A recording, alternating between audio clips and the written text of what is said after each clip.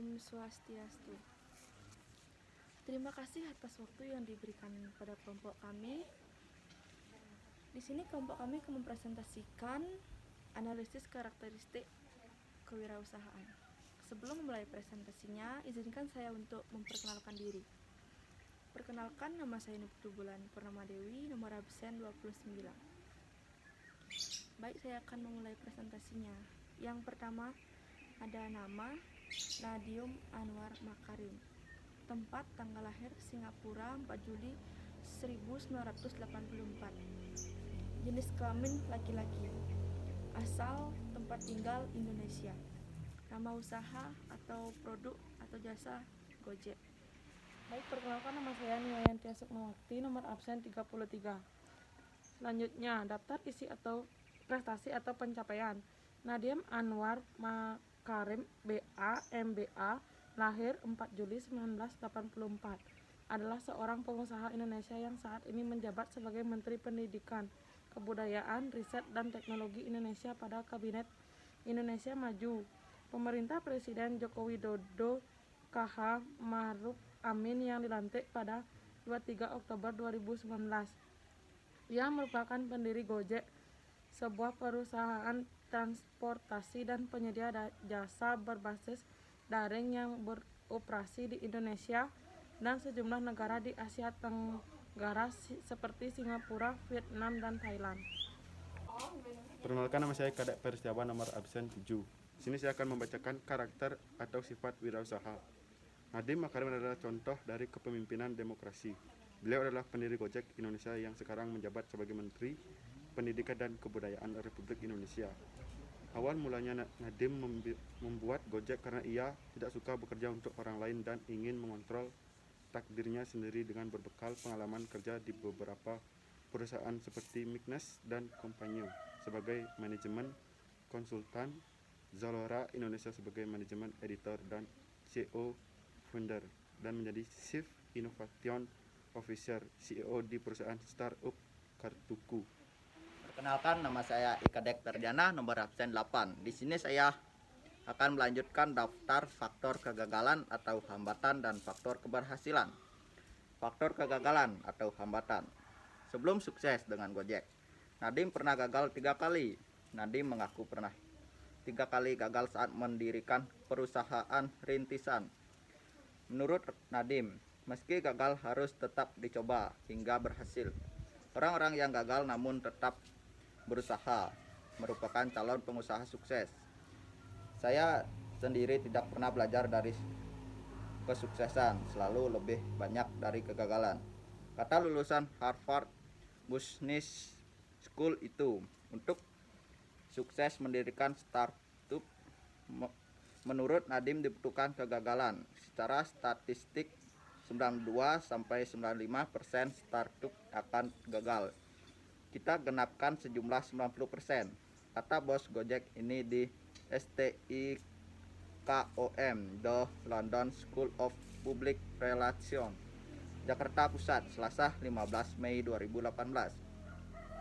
Center for Human Genetic Research CHGR mencatat startup di Indonesia tahun 2016 kurang lebih berjumlah 2000.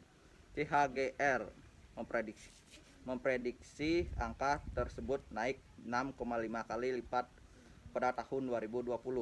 Faktor keberhasilan: peka terhadap lingkungan sekitar, sabar saat merangkak dari nol, senang belajar, memfokuskan diri pada solusi bukan janji, sarap peluang hingga ke lapangan, tak mudah berpuas diri. Perkenalkan, nama saya Niwayanti, nomor absen 32. Kisah sukses. Kisah sukses Nadiem Makarim berawal dari obrolannya dengan tukang ojek. Walaupun memiliki kesempatan berkarir di Amerika Serikat, Nadiem memilih kembali ke Indonesia untuk meneliti karirnya. Ia bekerja di perusahaan MC Kensi dan Company selama 3 tahun lamanya. Kemudian berpindah ke tempat lain, yaitu Zalora Indonesia.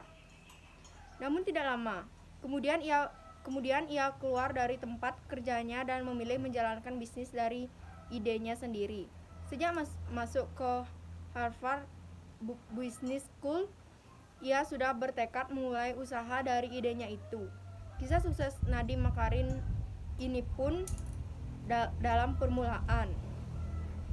Kerja kerasnya dalam membangun usaha diawali dengan pengalamannya yang sering menggunakan tukang ojek ketika bekerja. Nadiem lebih memilih naik tukang ojek karena mobilitas motor yang mudah. Motor dapat menembus kemacetan terpanjang sekalipun. Tinggal di Jakarta selama bertahun-tahun membuatnya tahu naik ojek adalah pilihan yang tepat. Nadiem pun mengobrol dengan tukang ojek yang mengeluh padanya susah mendapatkan penumpang. Ojek-ojek itu menunggu di pangkalannya dan jarang mendapatkan penumpang. Mungkin salah satu alasannya karena tukang ojek pangkalan juga sering memasang tarif seenaknya. Dari sanalah kisah sukses Nadiem Makarim memulai bisnis Gojek yang kini menjadi salah satu perusahaan ternama di Indonesia. Ia memulai Gojek pada tahun 2011.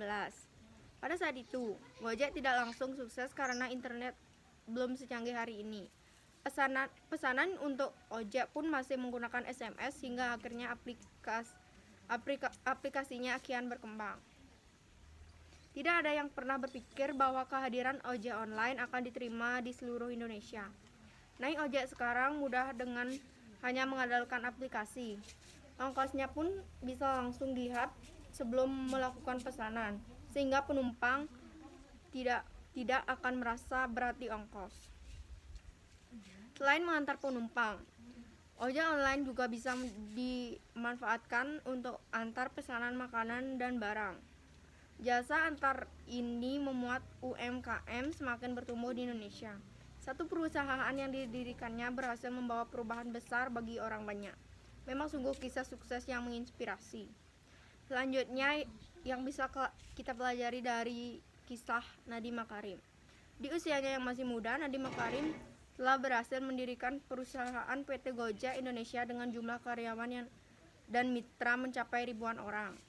Bahkan Gojek berhasil meraih gelar startup unicorn, yakni startup yang memiliki nilai valuasi nilai dari startup di luar pendanaan dari investor. Sekian presentasi dari kelompok kami. Bila ada salah kata mohon dimaafkan. Saya tutup dengan Rama Santi. Om Santi Santi Santi Om.